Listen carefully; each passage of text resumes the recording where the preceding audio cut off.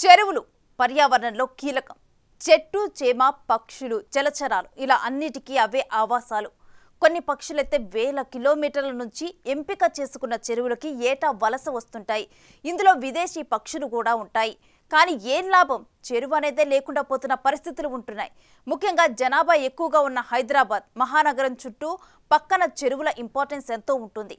కానీ ఇప్పుడు అవి క్షీణ దశకు చేరుకున్నాయి. హైడ్రా పుణ్యమా అని ఇప్పుడు చెరువులు చెర నుంచి విముక్తి అవుతున్నాయి. కబ్జా నిర్మాణాలు కూలుతున్నాయి. ఆక్రమించాలంటేనే వణికేలా చర్యలు నడుస్తున్నాయి. మరి హైడ్రా హైదరాబాద్కి చెరువులకు పూర్వ వైభవం తెస్తుందా?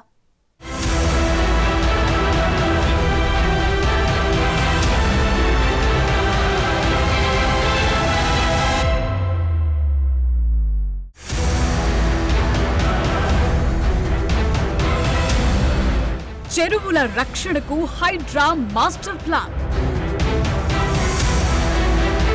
కబ్జాలకు చెక్ పెట్టేలా నజర్.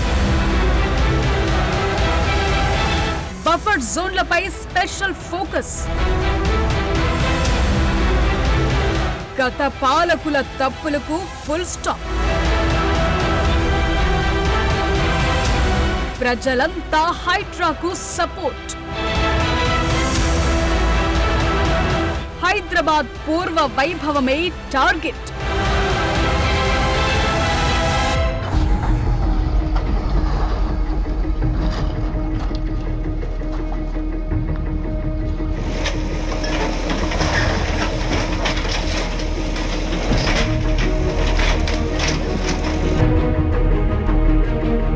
ఒక్కసారి ఈ ఫోటో చూడండి.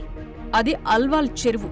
1980లో ఎలా ఉండేది, ఇప్పుడు 2024లో ఎలా అయ్యిందో ఈ శాటిలైట్ మ్యాపే సాక్ష్యం. అప్పట్లో 0.480 చదరపు కిలోమీటర్ల విస్తీర్ణంలో ఉంటే ఇప్పుడు అది కాస్త 0.104 చదరపు కిలోమీటర్లకు తగ్గింది. అంటే 78% కుచించుకుపోయింది. నేషనల్ రిమోట్ సెన్సింగ్ సెంటర్ ఇటీవల జరిపిన స్టడీలో తేలిన విషయం ఇది. ఇలా ఓ 50 చెరువులపై వాళ్లు స్టడీ చేస్తే అన్ని చెరువులది ఇదే పరిస్థితి. సహజ ఆవాసాలైన ఇలాంటి చెరువులు ఇలా కబ్జా కోరల్లో చిక్కుకుపోతే చివరికి అది మనిషి మనుగడకే ముప్పు. ఇది ఎవరూ గుర్తించట్లేదు. ప్రకృతిలో అన్నీ ఉండాలి. అన్ని వృక్ష జంతుజాలాలను ఉండనివ్వాలి. అప్పుడే మనిషికి మనుగడ. లేకపోతే నగరాలు ఎంత విస్తరించి ఎంత ఉపాధి పెరిగితే ఏం లాభం? కాలుష్యం, వ్యాధులు ఇవి పెరిగితే ప్రొడక్టివిటీ తగ్గిపోతుంది. అయితే సీఎం రేవంత్ రెడ్డి ఆలోచనల నుంచి పుట్టిన ఈ హైడ్రా ఇప్పుడు భారీ మాస్టర్ ప్లాన్ ను ముందేసుకుంది. 3 దశల్లో చర్యలకు రెడీ అవుతోంది. ఇప్పుడు హెచ్ఎండిఏ పరిధిపై ఫోకస్ పెట్టిన త్వరలోనే రాష్ట్రమంతా విస్తరించే ప్లాన్ నడుస్తోంది. ప్రస్తుతం నార్త్, ఈస్ట్, వెస్ట్, సౌత్ ఇలా అన్ని జోన్లలో చెరువులను చెరపట్టిన వారి భరతం పడుతోంది.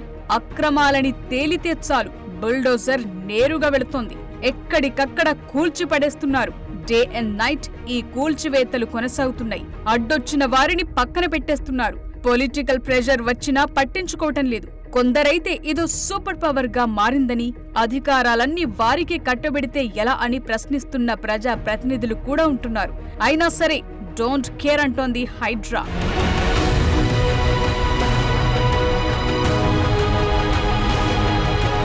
సమాజంలో తెలివి మీరిన వారు కొందరుంటారు. చెరువులను ఈజీగా కబ్జా చేసేస్తారు.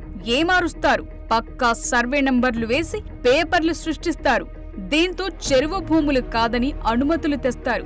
ఇండ్లు కడతారు, అమ్మేస్తారు, సైడ్ అయిపోతారు. అంతే, కొనుక్కున్నవారు బుక్కవుతారు. వీటిని చూసి చూడనట్లు ఉండటం వల్లే ఇప్పుడు చెరువులకు ఈ దుస్థితి వచ్చింది. పొలిటికల్ ఇన్ఫ్లుయెన్స్ ఉండటం వల్లే ఇలా జరుగుతోంది. కానీ ఇప్పుడు హైడ్రా ముందు ఎవరి ఆటలు సాగటం లేదు. ఎన్ని ఫోన్లు చేసినా కూల్చివేతలు ఆపటం లేదు. ఫోన్లు పక్కన పెట్టేస్తున్నారు.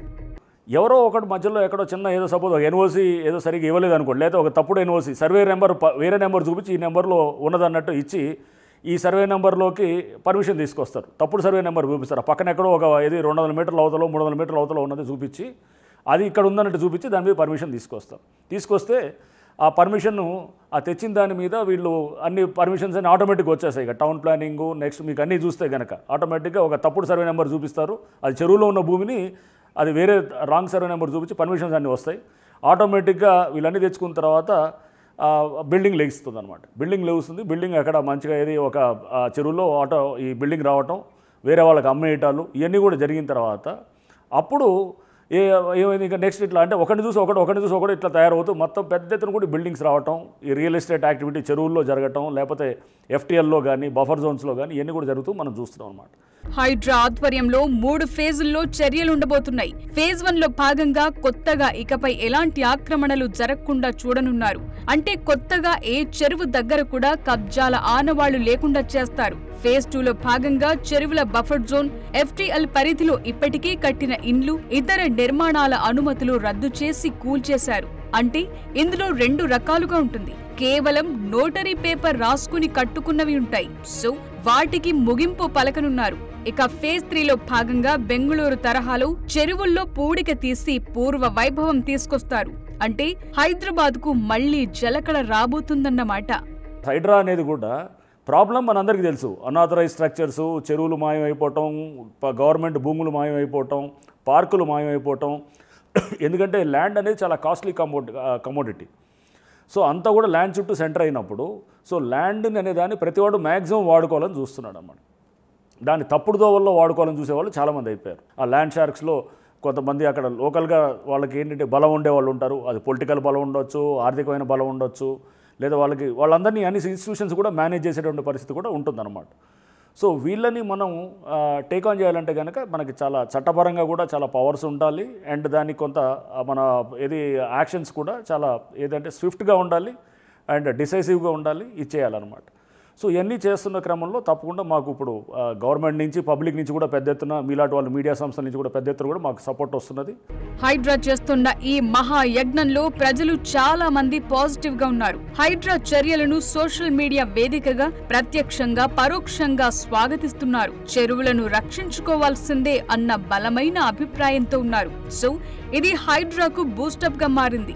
ఏ పనికైనా ప్రజల మద్దతు తోడైతే అనుకున్నది సాధించడం అంత పెద్ద కష్టమేమీ కాదు. అందుకే హైదరాబాద్ కు జలకళ వచ్చేదాకా హైడ్రా చర్యలుండబోతున్నాయి. నిజానికి చెరువులు ఉండటం వల్ల సిటీ వాతావరణం చల్లగా ఉంటుంది. అర్బన్ ఫ్లడింగ్ లేకుండా చెరువులు కాపాడతాయి. కానీ వర్షం పడితే ఆ నీళ్లు ఎటెల్లాలో తెలియదు. సహజ ప్రవాహాలన్నీ కుచించుకుపోయి కాంక్రీట్ అరణ్యంగా మారింది. అవి ఎటూ సరిపోవు. దీంతో రోడ్లు, కాలనీలు, ఇండ్లలోకే వరద నీరు వెళుతోంది. హైదరాబాద్ లో 2020లో వచ్చిన వరదలే ఇందుకు నిదర్శనం. ఓల్డ్ సిటీ, న్యూ సిటీ అన్న తేడా లేకుండా చెరువుల దగ్గరున్న కాలనీలన్నీ మునిగిపోయాయి.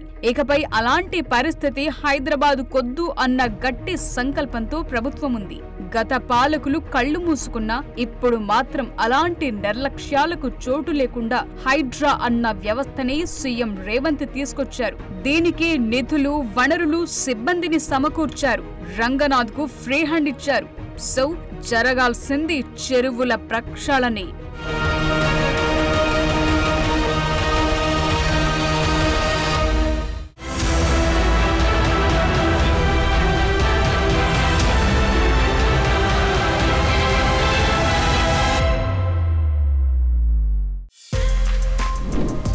For more videos like this, subscribe Big TV channel.